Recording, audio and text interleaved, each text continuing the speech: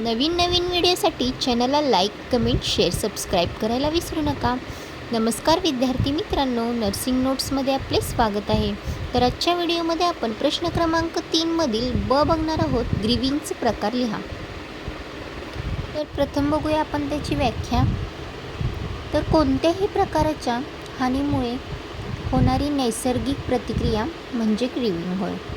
तर ही हानी प्रिय व्यक्तीचा मृत्यू, आरोग्याची हानी किंवा अवयव गमावणे किंवा नोकरी जाणे अशा स्वरूपाची असू शकते.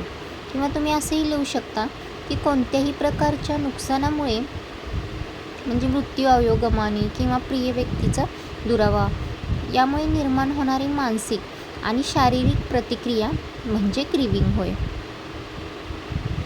तर बघूया या ग्रीविंगचे मुख्य प्रकार. टाईप ऑफ ग्रीव. विद्यार्थ्यांनी खालील 5 मुख्य प्रकार लक्षात ठेवावे. नॉर्मल ग्रीफ म्हणजे सामान्य शोक. यात व्यक्तीला सुरुवातीला तीव्र दुःख होते, पण कालांतराने ती व्यक्ती स्वीकारते. दैनंदिन कामात हळूहळू सुधारणा होते. त्यानंतर दुसरा पॉईंट येतो अपेक्षित शोक. ही प्रक्रिया प्रत्यक्ष मृत्यू किंवा हानी होण्यापूर्वीच सुरू होते. उदाहरणार्थ कॅन्सरसारख्या गंभीर आजारात नातेवाईक आधीच दुःखाची मानसिक तयारी करतात. तिसरा आहे कॉम्प्लिकेटेड ग्रीफ म्हणजे जटिल शोक. जेव्हा दुःख खूप दीर्घकाळ म्हणजे 1 वर्षापेक्षा जास्त टिकते आणि व्यक्ती सामान्य आयुष्य जगू शकत नाही. यात व्यक्तीला सतत त्या घटनेचा विचार येतात आणि ती त्यातून बाहेर पडू शकत नाही, म्हणजे ही कॉम्प्लिकेटेड. चौथा आहे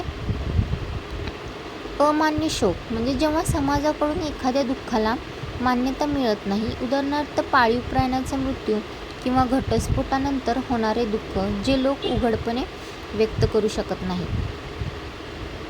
त्यानंतर 5वा पॉईंट आहे डिलेड ग्रीफ म्हणजे विलंबित शोक. घटनेच्या वेळी व्यक्ती कोणत्याही प्रतिक्रिया देत नाही, पण काही महिन्यांनी किंवा काही वर्षांनी अचानक तीव्र दुःख व्यक्त होते. बघा, काही वेळेला तुम्हाला वेगळ्या प्रकारे प्रश्न विचारला जातो, म्हणजे दुःखाच्या पायऱ्या कशा लक्षात ठेवायच्या ते मी तुम्हाला सांगते. तर विद्यार्थ्यांनी लक्षात ठेवण्यासाठी DABDA हे संक्षिप्त रूप वापरा. डी म्हणजे डिनाईल, या घटनेवर विश्वास न ठेवणे. उदाहरणार्थ हे शक्य नाही.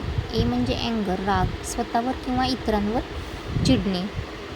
त्यानंतर थर्ड पॉईंट आहे बी म्हणजे तडजोड करणे, देवासोबत किंवा नशिबासोबत करार करण्याचा प्रयत्न करणे.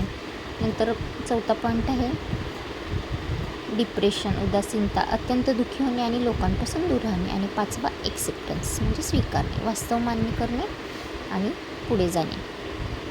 ग्रीविंगवर प्रश्न विचारला गेला किंवा दुःखावर प्रश्न विचारला गेला तर तुम्हाला लिहिता यायला हवा. त्यासाठी मी हे तुम्हाला थोडक्यात सांगितलेलं आहे.